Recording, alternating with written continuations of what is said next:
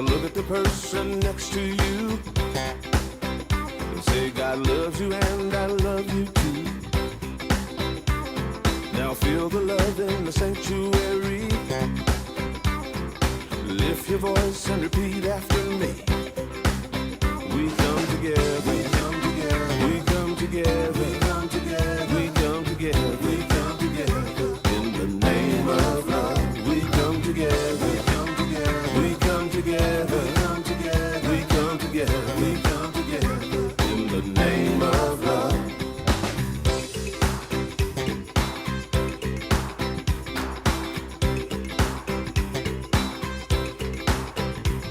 Now look at the person next to you. Say, I recognize the God in you. Feel the love in the sanctuary. Now lift your voice and repeat after me. Oh, we come together, we come together, we come together, we come together, we come together, we come together. In the name of love, we come together, we come together, we come together, we come together, we come together, we come together. In the name of love, from every walk of life, every walk of life, every creed and color, every creed and color, in kinship we unite. In honor of the God in each other. Take a look at the person next to you. Say namaste, I bow to you. I feel the love in the sanctuary. Feel the love in the sanctuary. Lift your voice and repeat after me. Oh, we come together. We come together. We come together. We come together. We come together. In the name of love, we come together. We come together. We come together. We come together. We come together. We come together. In the name of love, we come together. We come together. We come together. We come together. We come together. We come together. In the name of love, we come together. We come together. We come together. We come together. We come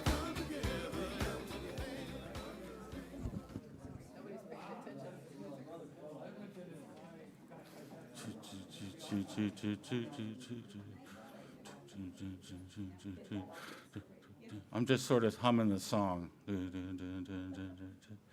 Good morning, everybody, and welcome to Unity of Springfield. We are going to start singing to start off the service in the Blue Book. It's number 44. We are blessed.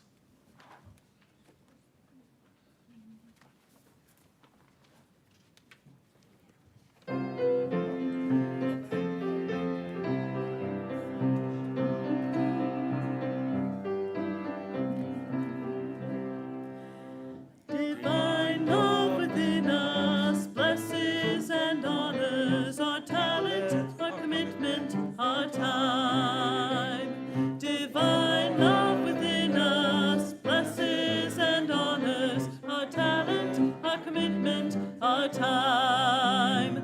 We are blessings and inspiration. We are blessed, we are inspired. We are blessings and inspiration. We are blessed, we are inspired. Divine love within us blesses and honors our talent, our commitment, our time. Divine love within us blesses and honors our talent, our commitment, our time. We are blessings and inspiration. We are blessed, we are inspired. We are blessings and inspiration. We are blessed, we are inspired. We are blessed, we are inspired.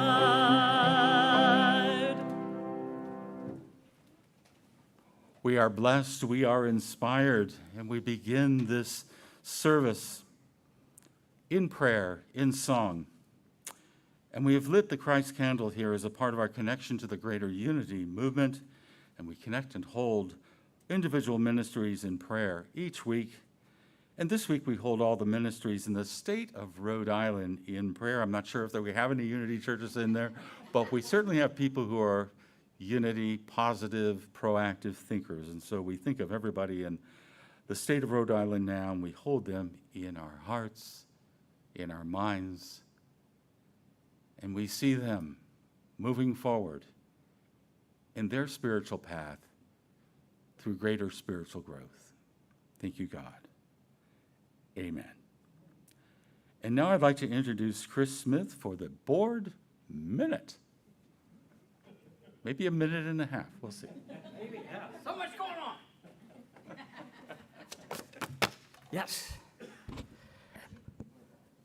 So, to bring you up to date on things going on with the board, we recently had our board retreat out at Jubilee Farms. And you may say, why do we need to do that when we have monthly meetings? But the monthly meetings are very focused on the events of the moment, whereas in the day and a half we had out at Jubilee Farms, we're able to spend more time thinking a little farther down the road, doing some brainstorming on things that we can do as a church. And in doing that, we built on the work we did as an entire congregation during our gap period with Reverend Eliza in workshops where we determined who, our what, and our how is, and built on that with a lot of different ideas, some nearer term, some longer term, some that will come to fruition, some that may not, but just a couple things that are exciting that are upcoming. One is that we're going to have Unity Choir again under the leadership of Alyssa Furling. So be looking for the opportunity to serve in that. In October, on October 5th, we have tentatively scheduled a pet blessing, so we can have our pets gather for a Unity blessing. And we're also going to continue not on the kind of schedule we had during the gap period, but congregational workshops, because I think we found as a congregation that those opportunities to meet and interact and discuss matters of faith were really spiritual growth experiences that we all value and help moves us forward as a congregation. So we'll continue to do things like that. We're also continuing to deliberate about the future of the rental property. One of the things that needs to happen in advance of any kind of decision is to get a survey done to understand exactly how the parcels that we own fit together. And so that is scheduled to happen here, I think, in May. So those are the kinds of things that are going on. And let me speak just for a minute to your board. As you may recall, it's very similar to last year's board. I serve as president, Becky Phillips as vice president, Nancy Long as secretary, Alyssa as treasurer, and we have Myra Taylor and Ron Harlick. And the one new addition this year is Carol Strick as the alternate. And let me put in a word for the alternates that we have had in recent years, because Carol joins a proud tradition of people like Linda Cantor and Ron Harlick, who have served as alternates, meaning that they're on the board, but they do not have a vote on the board. But both Linda, Ron, and now Carol participate so fully in every other way, contributing great value to conversations and promoting ideas. And this is valuable in two important ways. One, obviously it enhances the discussion of the moment, but two, it keeps them very engaged and able to step in should the need arise, as it did with Linda, with Molly Hall's passing, as it did with Ron when Linda needed to step down. So both Linda and Ron were able to step in seamlessly to the board, and the board was able to move forward because of the engagement they had during the entire time that they were alternates. And I was very pleased to see Carol stepping up in the very same way during this first board retreat. So, and finally, let me say that Reverend Alden's leadership of the board retreat was outstanding, and it's great to have him here as our spiritual leader and corporate CEO. I know Alden and Donna are headed out on vacation, so even though it seems like they just got here, it's been several months, and it's been a very intense period for them as a couple, relocating up from Florida, establishing themselves here. It seems like you've been here for a long time, not just a few months, because I think Reverend Alden, Donna, and Danny have become members of this church family in such a short amount of time. And so, you know, I hope you have a great vacation, but I feel like a little like Brandon DeWild at the end of Shane. Come back, come back, come. So be sure to come back. Thank you.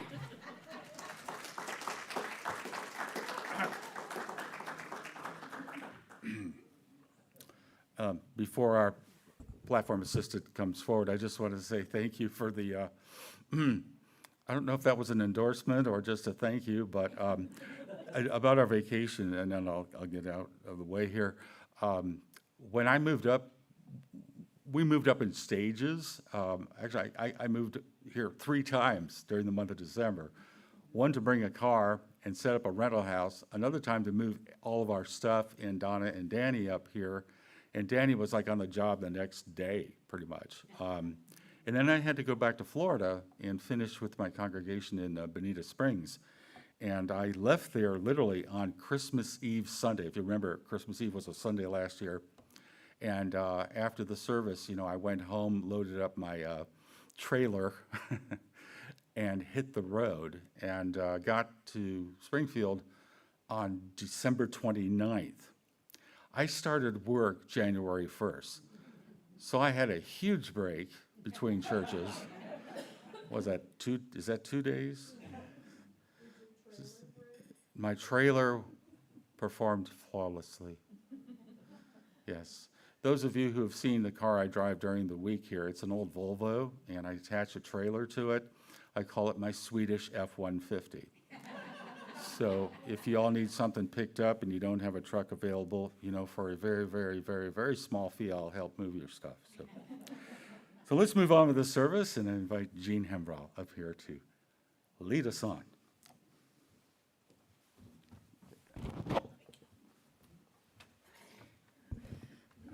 And Chris, on behalf of all of us, thank you so much, and to the board as well, for that wonderful, important work you did, and also for the good and clear communication with which you share that. That is so very important, and well done to all of them. We are so glad that you are here to join us today for worship. We extend a special welcome to those of you who are visiting for the first time today, and on your way in, you should have received a welcome packet. We also have a gift for you, so please see one of our greeters after the service today. Unity is a worldwide spiritual movement. We are an inclusive community, and we welcome all people. Here are our announcements. Reiki treatments will be offered today after the service in the chat room. Use the sign-up sheet located in the foyer to receive a short 12 to 15-minute treatment. If you are numbers 1 and 2 on the sign-up sheet, go directly to the chat room after the service to begin your treatment. Other participants, please continue to enjoy fellowship in Margaret Kane Hall until you are called by one of the practitioners. Tuesday at 11 a.m., Peggy Tell will host our Unity Prayer Service in Zoom. This is a space to support with prayer those on our prayer list, on our hearts, and in our community. Then on Wednesday at 5:30 p.m., Karen Kelly will lead the gathering meditation via Zoom, creating a sacred space for quiet introspective meditation. Please note, there will not be a meeting for the gathering on May 29th. Discussion class on Discover the Power Within You by Eric Butterworth happens on Wednesday in person from 1 to 2:30. All are welcome to join at any time. Upcoming events scheduled for our youth and family ministry are Creative Adventures next Sunday, May 26th at noon, and a play date on Sunday, June the 2nd at noon, both in the youth ed room. Starting in June, we will have a book sale set up in Margaret Kane Hall. Browse at your leisure, and sales are on a love offering basis. Then come join the fun. The music team is forming a choir to sing a song on Sunday, July 7th. There will be 4 rehearsals each Sunday starting June the 9th at 11:30 after the service. There you are. Let Gay or Alyssa know if you are interested. Everyone is welcome to participate. We will have guest speakers the following 2 Sundays. LUT Cindy Luton. Cindy, did you know that? Yeah. Okay. LUT Cindy Luton will give the message on May 26th and LUT Peggy Tell on June the 2nd. And for those who are visiting and may not know what that stands for, LUT is our Licensed Unity Teachers. Emails are sent out weekly that have information on current happenings and how to join in events. To sign up for our emails, ask a greeter for a blue card and fill out both sides, or you can visit our website to subscribe. Also, check out our website for up-to-date information at, all small letters, all together, unityofspringfieldil.org. We would like to express our thanks to all those who volunteered and helped with Unity's booth at Pride Fest. Everyone who participated in preparation or yesterday, just hold up a hand, would you? And thank you all so very much. And a special thank you to Sandy Shepard and Carol Strick. They're the ones who headed up this important outreach program. Creating our lives and our world through the thoughts and beliefs we hold in mind is a spiritual principle we practice at Unity of Springfield. We also know this truth together. There is only one presence and one power in the universe and in my life, God, the source of all good, and our vision statement together. A world powerfully transformed through the growing movement of shared spiritual awakening. Our mission statement: we recognize God is love, individualized in all people. Therefore, we provide a positive environment for spiritual growth that empowers all to be God's love in the world. And now Mary Disler will come and read our today's daily word.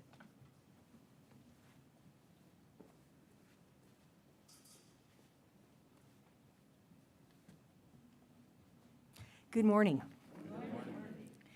The daily words, there's 2 of them, for today, Sunday, May 19th, 2024, are I am. And the affirmation, I am a living expression of God. In the book of Exodus, Moses asks God his name. God responds, I am who I am. I am is the name of the divine presence within me, a reminder of my spiritual nature.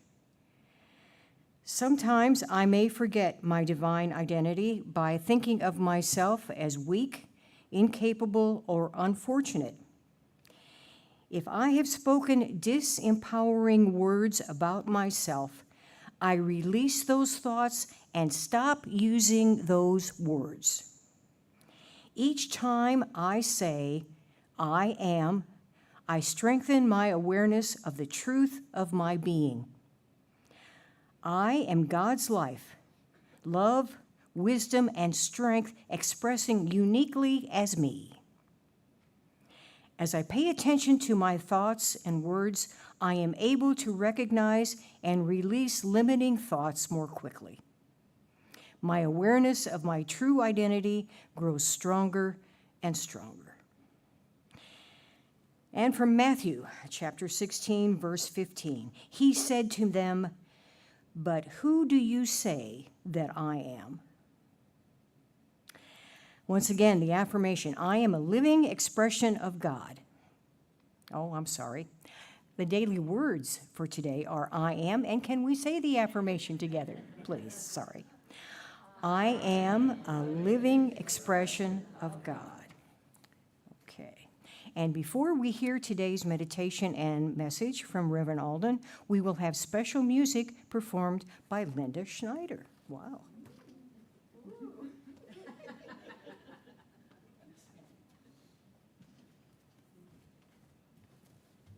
Can I move it?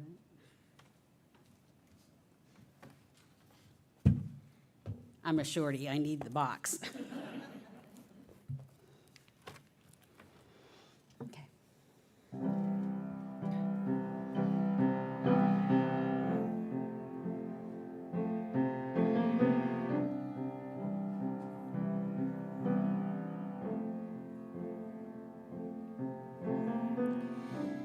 Imagine there's no heaven. It's easy if you try. No hell below us.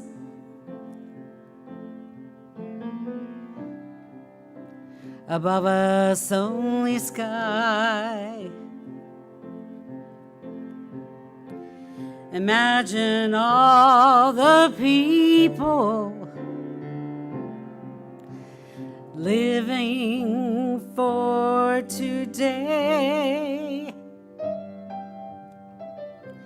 Imagine there's no countries. It isn't hard to do. Nothing to kill or die for.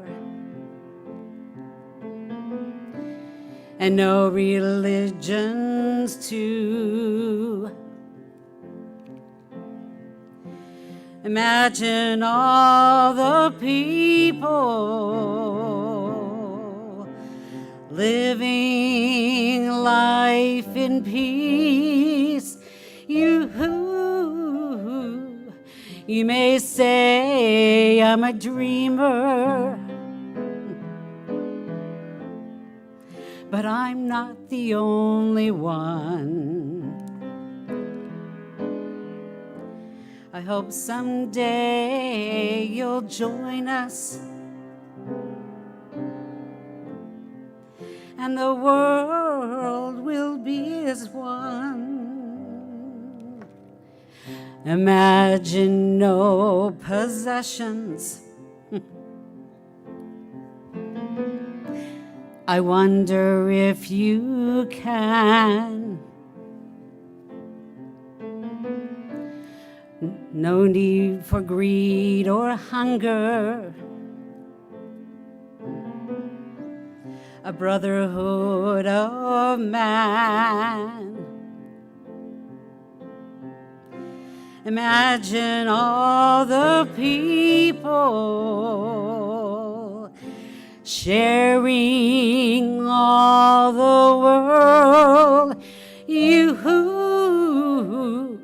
You may say I'm a dreamer,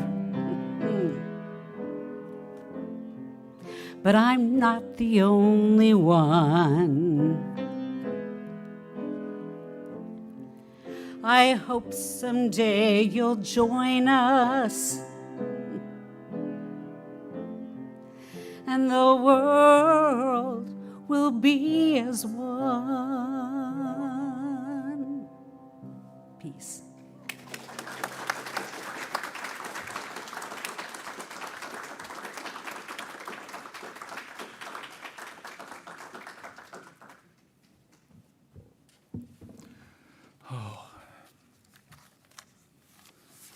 That's just one of those songs that just takes you into another dimension of consciousness and wondering what would the world be like? Well, especially the part about, can you imagine not having any possessions? So,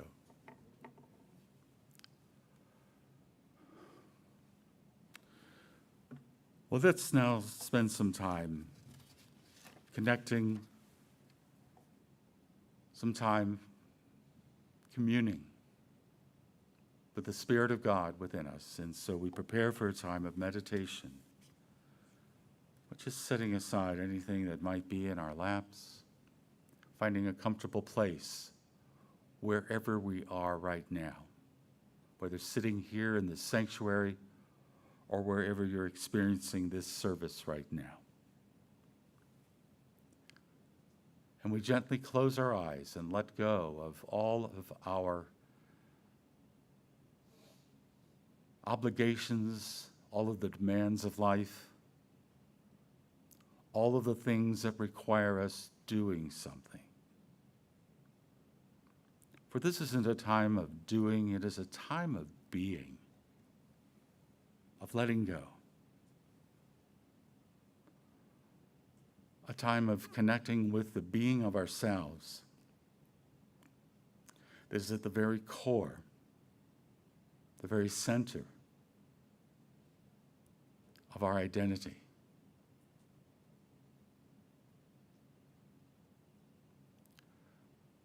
The Master Teacher Jesus said that you are the light of the world. And it is that inner light, that inner state of being, that inner consciousness that we fully embrace right now in this moment.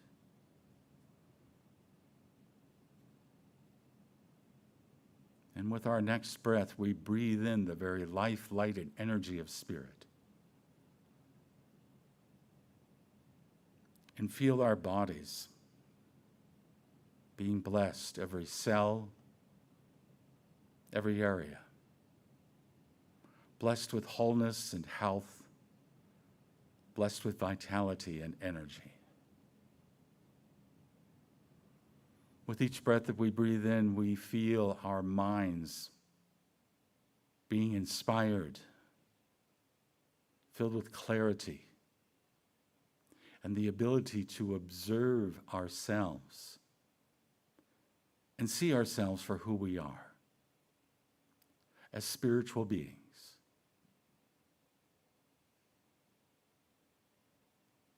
We feel the Spirit of God with each breath filling our emotions with calmness and serenity, peace, and poise.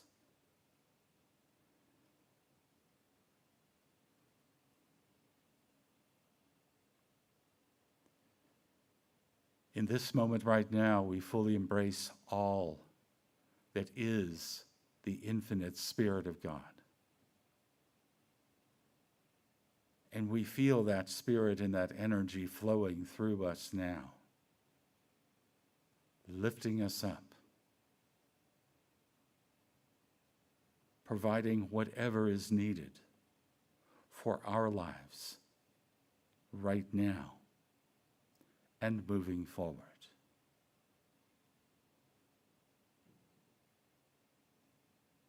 And this experience is an affirmation of a truth that we need to remind ourselves of continually, that we are fully supported, nurtured, and provided with all that we need.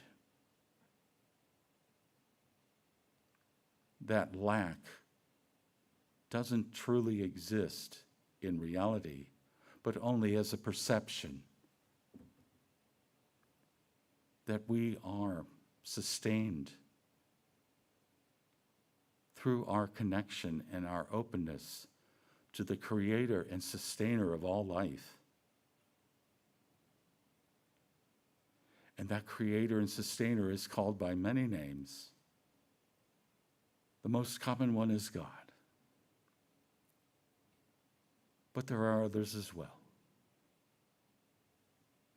And so when we connect with, consciously, as we are now, with a power that seems greater than ourselves, our higher power, as we connect with what we understand to be the infinite spirit of good,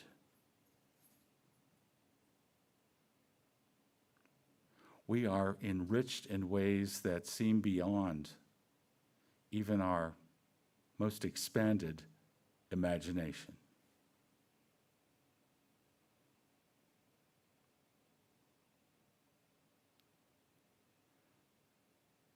And so let us allow ourselves to be filled with the fullness of God's Spirit as we sit quietly in the silence for a few moments.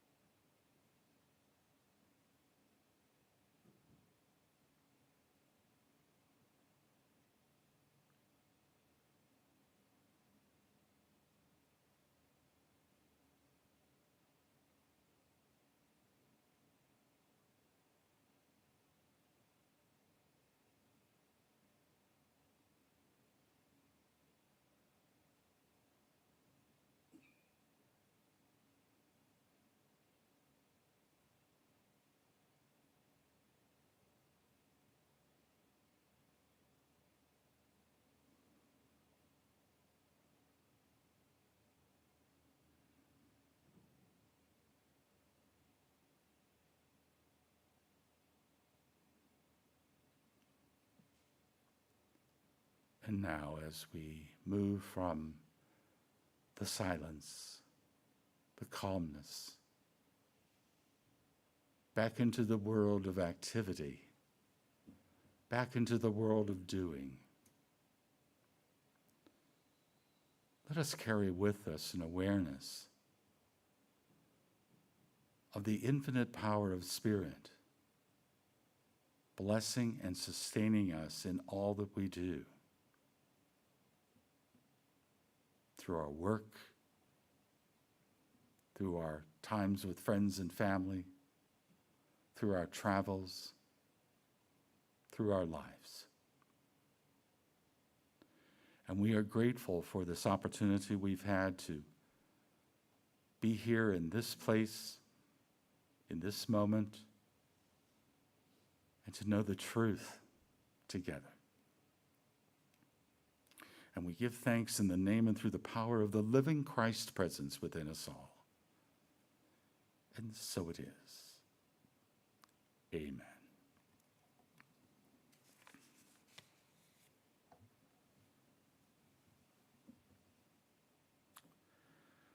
I'd like to begin by thanking our music staff today. Where are they? There they are. Where is she? There's our soloist right there. Thank you, guys. Thank you, Gay. Thank you, Alyssa. Thank you, Linda. Everybody else who's made this service possible, to Jean and Mary. Thank you. To Chris Smith back there advancing our PowerPoint slides and giving us the board super minute. And Danny, to our videography, and to our greeters, Becky and Chris Zell. We appreciate all of you, and Chris Farashon, who you don't see here, who's our administrative person in Ohio. Yes, she works in Ohio, but she's here too. Welcome to everybody who's watching us today on YouTube and Facebook live stream. And before I get into my talk, I want to talk a little bit about what you already heard about and probably participated in at some level yourselves, our celebration of Pride Fest. It was an awesome experience, and in more than just our own church, which has had a booth for, how long has it been, Sandy? 10 years, or? It's been many years. The very first year, we were in the parade. Next year, we had a table. Wow. We had a canopy. For a long time. And it was so cool to be a part of this. 11 years? 11 years. And, you know, thanks to everybody who was a part of this. I don't know if I have enough time now to read everybody's names, but I'll post this if you haven't seen it. This is the list of everybody who was a part of it, and, you know, hats off to you and your wrangler. Isn't that what you call it? I know you use the word wrangler to describe all these. It is a bit of a wrangling, isn't it? I feel like I was wrangled a little bit, but they probably need that. And we also walked in the parade, and this is a sign, one of the signs we carried, along with our banner. You both saw the banner last week that's up here. And so we walked with our group that we're a part of, the United Open and Affirming Faith Communities. And it was quite a group of us coming down the road. And we were also, right behind us was another group, city council group. I'm looking at Makeda over here, who's a part of that. She was the first person I saw when we showed up for the parade. It was so cool to connect with you, and we were right together going down 5th Street. That was so cool. That's so cool. And the fun's not over. We will be participating in the second, I believe it is, Jacksonville Pride on June the 1st. And Jen Miller, our Youth and Family Ministries Director, is going to be leading that effort. And if you're in the Jacksonville community and want to be a part of it, please talk with her. She's got our banner that we're going to use. And you're welcome to these signs. I got 2 of these signs that we'll be putting in front of our church soon. So I just wanted to show you these cool signs, which let people know that we are a welcome and affirming congregation and spiritual community. So, moving on.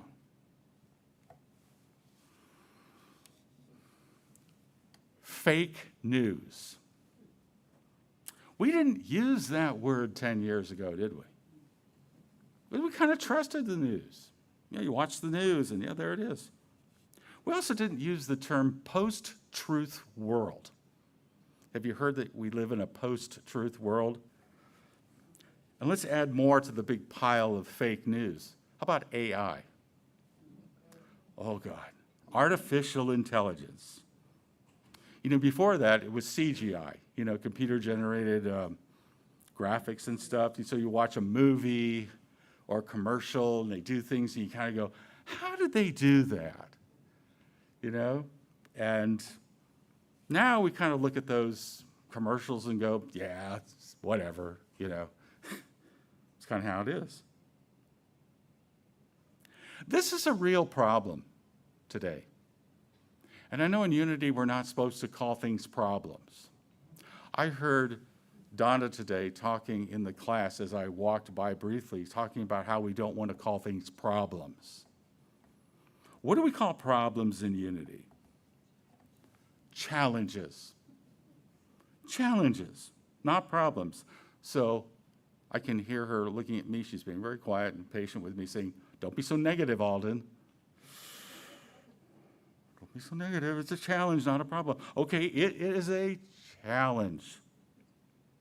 But we need to be, in these days, a little more vigilant, a little more cognizant of what we see, of what we experience.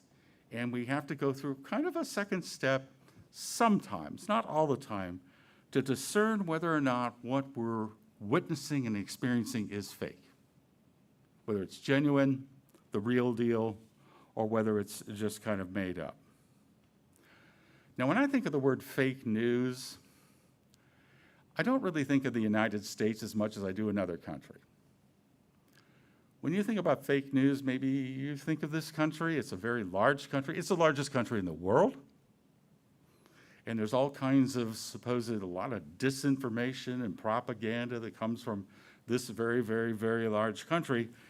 And I thought, well, it might be interesting to hear from somebody who's from that country and share a little bit with us. So I'm going to share a video with you.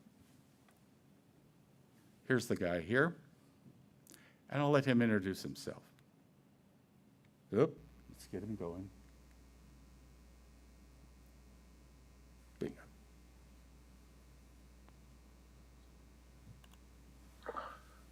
Do you know what blood is? Blood. If you aren't Russian, born and raised in the USSR, born and raised in or in Russia, the chances are that you don't. Blood is your path to Russian version of success. Russian version of success. Precious key that opens all doors. Blood. Very few, although it's possible. But most are born into it and get it passed onto them by others. Usually friends, blood, or family. Is what makes you a success. Is what makes you a success. And it is so very different from America. In this life from America, I'll tell you my personal story on how I didn't have blood in Russia. I didn't have blood, and how I did not need it in America. Why am I telling you my personal story in this live stream? Because it is revealing of Russia how two countries work. Howdy everyone, my name is Konstantin. Welcome to Inside Russia. We're living in today's Russia. Russia is explained by no propaganda, BS, unusual Russian, no propaganda, BS, no lies here, only truth, common sense, and because I'm a human being after all, and oh boys today, quite a few memories today. Because I'm gonna tell you again. Let me tell you a personal story. And I find it important to share because on how Russia works. Now, I'll start with telling you that I'm coming from a very poor but hardworking family. Actually, my family was rich about 100 years ago. A Cossack chief and a large landowner. Also had land. And my dad's grandpa also had land and grew wheat, had own mill and made baking flour that he sold at his own shop.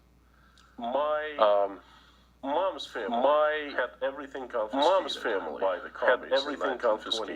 by the commies in 1920.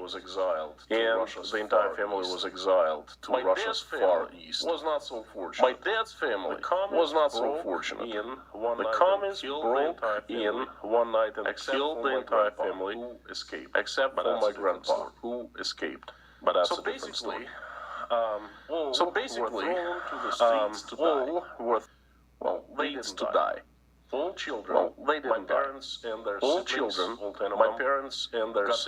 all 10 of them, got higher education and landed good jobs. Well, over years, of course, Soviet standards. Good jobs by we were still poor as mouses. At all. I'm not complaining at all. My parents gave me the most important things they could. Values. Love, care, and values.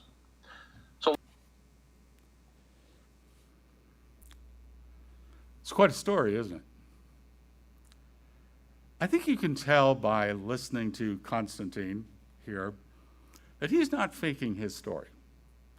And we can tell when somebody's telling a genuine story by the way they look at you. They look you in the eye. They don't look here and look there or look down. There's a whole psychological science around that kind of thing, when you can tell somebody is maybe not coming across as genuine. But just a little bit about his story, you can tell that he speaks English pretty well. And you can tell that he had some experience in the United States. Well, he got his bachelor's degree from the University of Southern Maine. Not bad for some young guy from Russia who's in his 20s.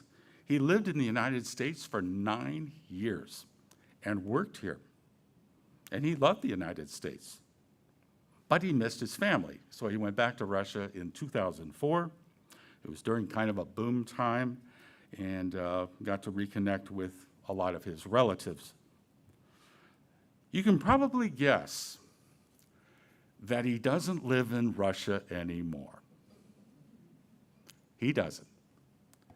because he left Russia in the fall of 2022 when they began a conscription in that country to fight, to send soldiers to fight in Ukraine. He did not want to be a part of that. He didn't want to chance that. So he currently lives in the mighty country of Uzbekistan, which I know is on everybody's travel bucket list. But he is a huge advocate for Ukraine. You heard him talk about his Cossack relatives. Cossacks are from Ukraine. He has Ukrainian background. He's lived in Ukraine before, worked in Ukraine, has probably some Ukrainian DNA. I've been watching him before the war because I was just curious about stuff over in his country and have been following ever since. Now, one of the reasons I just showed you this little clip here is I wanted to have us take a look at what we would call, if you watch YouTubers, there's kind of a boilerplate in the front or sometimes at the end of their message that is something they say every time.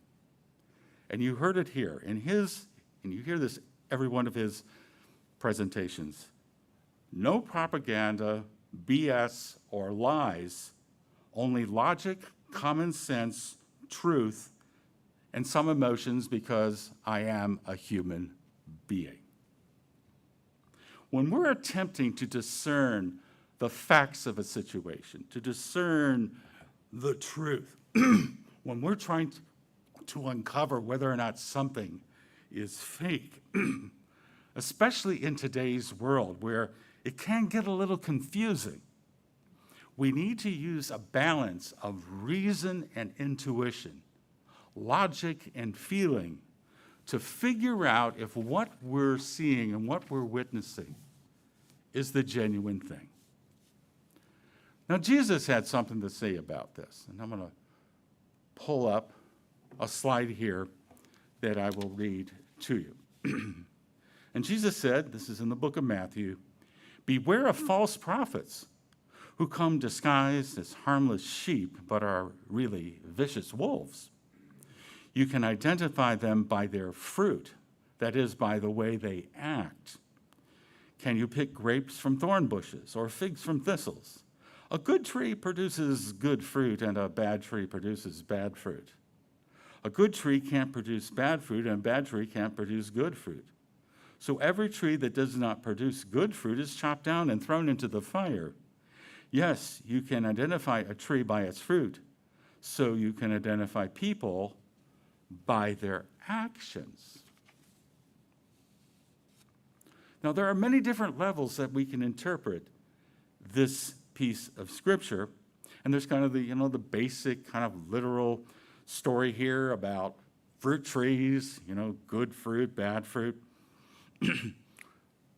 When I was a minister in Florida, which, as you've heard, wasn't that long ago, my office had a lot of windows on it. Like there was one side that had like windows over here, and then back behind me, behind my desk, I had this big window. And right behind that window was this rather large mango tree. It was a beautiful tree. Grew, I don't know, it was real spread out and it was green, and I just loved looking out that window at all this greenery that would hang over that part of the office there, and I really enjoyed this tree. However, the fruit from this tree was fit for a raccoon.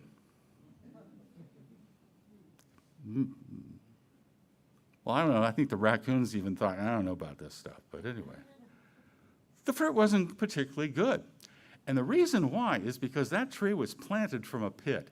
And if you know anything about fruit trees, when you grow something from a seed or you grow something from a pit or whatever, you don't always get what you just ate. You get something else. And that tree was actually planted by a member of the church who thought it'd be a great idea to plant a mango tree right there. I think it was planted quite a while ago because it was so large. And the fruit was just yucky, We left it for the raccoons or any other animal that wanted to have them. And on the other side of the church, like, you can imagine the parking lot out here. Well, if you went in the parking lot of that church and you go to the far end of it, there was kind of a little grassy strip there and a mango tree. And it was not a particularly pretty tree. It had pieces of it fall down and this and that. But it produced mangoes too. Those are the mangoes you wanted to get to before everybody else did. The raccoons, the birds, or anybody that came in the parking lot and noticed that tree. And let me tell you, in Florida, mango theft is a huge problem. And I took many of those home. Some of them had fallen on the ground. Some of them had been attacked by some animal, and I would just cut that part off and eat the rest, not picky. But it was awesome fruit. It had just flavor to it. So this story is about fruit trees, But Jesus often shared stories that were more than just stories. They were allegorical. They were psychological. They were metaphysical.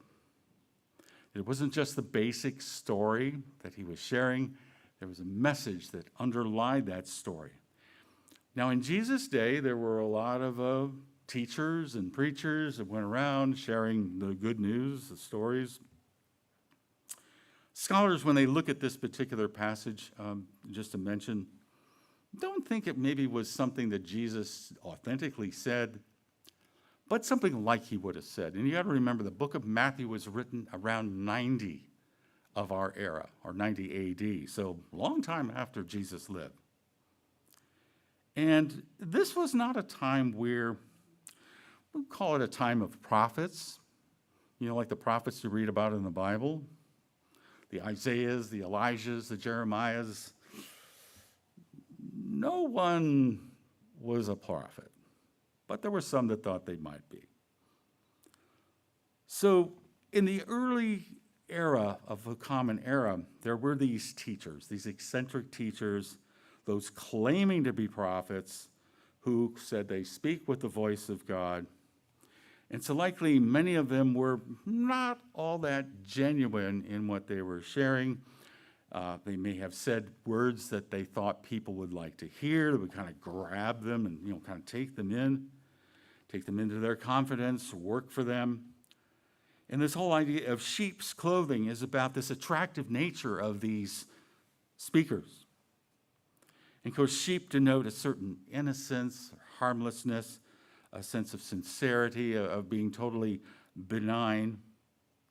And sheep are also a common biblical term for just people in general. I mean, you've heard people referred to, as those guys are sheep, In the Christian church, there's a lot of reference to my flock. I don't think of you as a flock, just to let you know. I like to think of you as a lot spiritual friends. Does that sound better? Yeah. Or as they say at Walmart, associates. No, forget that. Now you're awake. There we go. So these prophets would come across as genuine and sincere, not necessarily because they were divinely inspired, but maybe they had some ego need to be heard, to be affirmed by those who would listen. And that's where we get this image of the ravenous wolves that's being talked about in this particular passage. They don't necessarily have the best interests of the recipients of their message at heart. They're con men. They're trying to put one over for whatever reason. And so this phrase in Matthew was a warning to those of that day. Watch out for these guys. Watch out for them and judge them not by what they're seeing, but by their fruits, by the results of their work, by their actions. And do their words bring about healing and wholeness and abundance and blessing? Now we can think about all of the false prophets in our lives. People who are always trying to tell us what to do. Do you have anybody like that? I don't. But I'm talking about people who think a whole lot about themselves, that their advice is always the best. They're subject to what I would call pontificating. I love that word. Yeah. They know it all.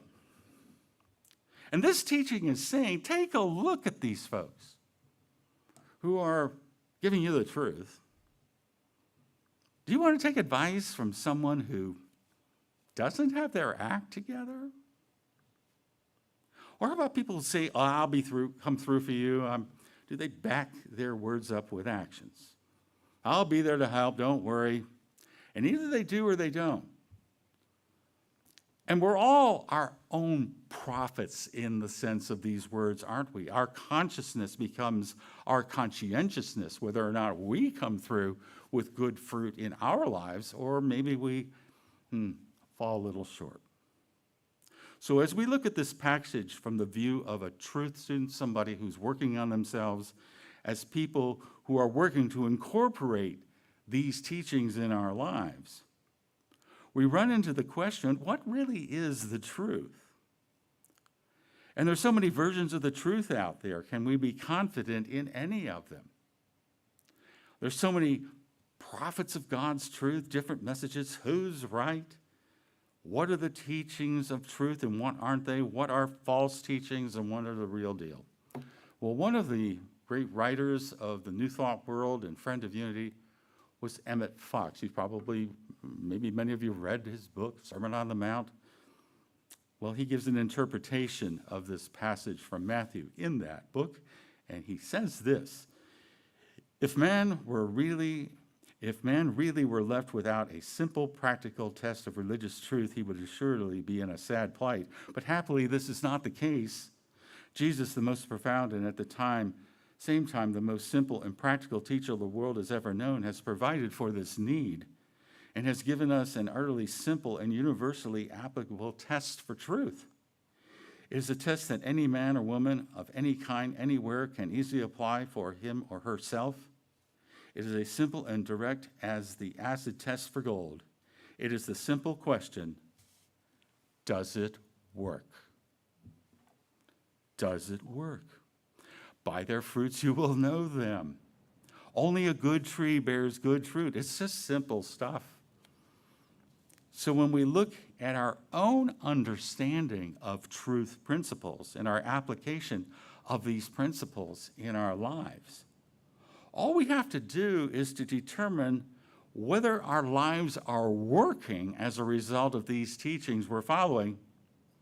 Does it work or doesn't it work? Are there fruits in my life? Are there abundant blessings? And if the answer is yes, well, maybe this stuff does work. If the answer is no, well, maybe we just need to be open to some greater understanding of whatever the truth is. You know the old saying, the proof is in the what? The pudding. I'd love to know where that statement came from. It's wherever they have pudding. I like the chocolate pudding myself at the buffet, you know, over here, the Golden Corral, don't they always have the chocolate pudding? Yeah. The proof is in the results. And we have to be judged of our own results to assess whether or not we have more to learn and to discover from the point of view of truth. So identifying truth teachings from false assumptions is called life, and we're all working on that. It's the life of a spiritual seeker. We try this, we try that, we test what works and what doesn't work. And it's by finding out what doesn't work that can lead us to what does, to sift out the erroneous, self-defeating thinking and those messages that seem to come from, oh gosh, where does it come from? Well, it comes from the daily word we heard, didn't we? Right? Yeah. Some of these things, like sometimes I may forget my divine identity, thinking of myself as weak, incapable, or unfortunate. If I have spoken disempowering words about myself, I release those thoughts and stop using those words. You've heard that before about 20 minutes ago. I heard it. I thought it was very, very cool. But what are these false prophets in our head, in our minds, that kind of do this in front of us? You know, like fake news. What's the fake news? What are those messages that are there like, I'm no good? You're no good, you're no good, you're no good, baby, you're no good. Linda Ronstadt? Anyway. Great song, but maybe not the best message. Or I'm a sinner. Now, if you grew up in a church that said that a lot, it's a lot to let go of. Because that's not who we are. And the word sin simply means missing the mark. Well, yeah, we miss the mark. It's part of life. It's part of learning. It's part of our growth. But that's not who we are. Or I'm a worthless piece of junk, and this is how I feel today. That's fake news. That may be how you really feel, but that's not the truth about who each of us is. Because I'm no good, and neither is anybody else, and since nobody is any good, there's no point in my doing any good. Blah, blah, blah, blah, blah, blah, blah, blah, blah. That's fake news that rolls in our minds, and we have to learn to be aware of it. And so we have to learn to move beyond these messages of low self-esteem, this sheep's clothing, that can suck us up into a lot of self-defeating, self-judgmentalism. We need to move beyond that and weed out these thoughts in our lives. And all those folks who want to simply tell us what the truth is when really, it's not really the truth. And these could be people and relationships we've had. Maybe you've had relationships with people who at the time you thought was really kind of a cool relationship. And then maybe something happens and you go, I don't know much about that. There's one person I'm thinking of in my own life. And later on, there was something more that just simply said, this isn't producing any good fruit for anybody. Maybe I need to move on from my association with this person. And maybe you're thinking of somebody right now that maybe you're wondering about. Because good fruit comes from a good tree. Good fruit, good life experiences. That's what we want to grow in our lives. So what kind of fruit are we growing? Are the experiences of our lives what we want to continue to have happen? Are there fruit trees in our minds and in our lives that need to be cut down and thrown in the fire? Are there attitudes and erroneous ideas that need to change? We have to all become orchardists of our own inner orchard of fruit trees and decide, what do we want to keep? What do we want to keep growing? And so on the subject of what isn't working, I'm going to conclude with a story. Brother Baku entered the monastery of silence, and the head friar said, "Welcome, brother. This is a silent monastery. You're welcome to be here as long as you like, but you may not speak unless I direct you to do so." So Brother Baku lived in the monastery for 5 years before the head friar said to him, "Brother Baku, you have been here 5 years now. You may speak 2 words." Brother Baku said, "Hard bed." "Well, I'm sorry to hear that," said the head friar. "We'll get you a better bed." And after another 5 years, Brother Baku was called by the head friar. "You may say another 2 words, Brother Baku." "Cold food," said Brother Baku. And the head friar assured him that the food would be better in the future. And on his 15th anniversary at the monastery, the head friar summoned Brother Baku to hear his aloud 2 words. "I quit," said Brother Baku.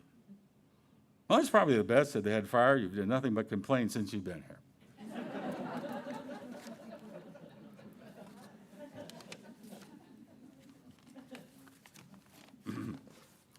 And now, we're going to move along in our service today when I get the right sheet up in front of me here.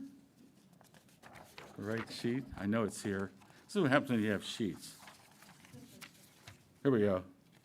We're going to sing one of the coolest songs in the red hymnal. It's number 212, and it's called "Weave."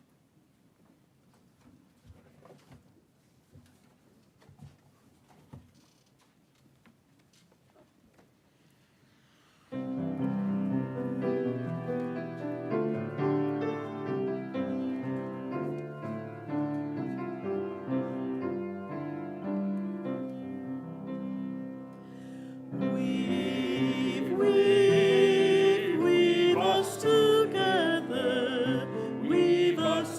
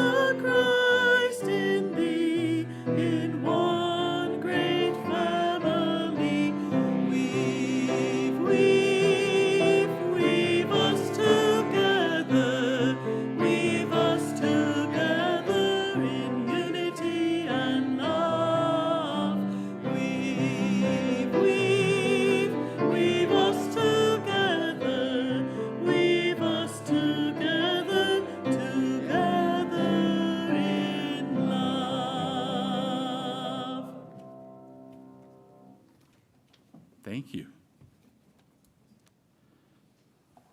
We now have an opportunity to share of our treasure, of our gifts with this ministry, its work here in this community.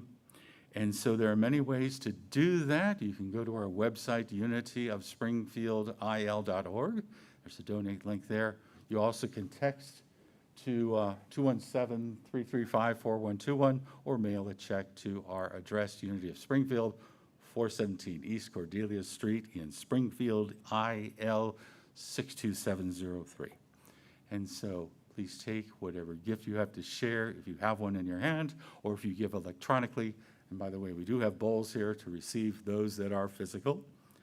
And let us join together in affirming our offering statement together. Divine love through me blesses and multiplies all that I am, all that I have, all that I give, and all that I receive. Thank you, God. Amen. And now let us move along to our prayer for protection together. The light of God surrounds us. The love of God enfolds us. The power of God protects us. The presence of God watches over us wherever we are. God is, and all is well. And now let us, thank you, God, and now let us rise, join hands if you like, as we sing, Let There Be Peace on Earth.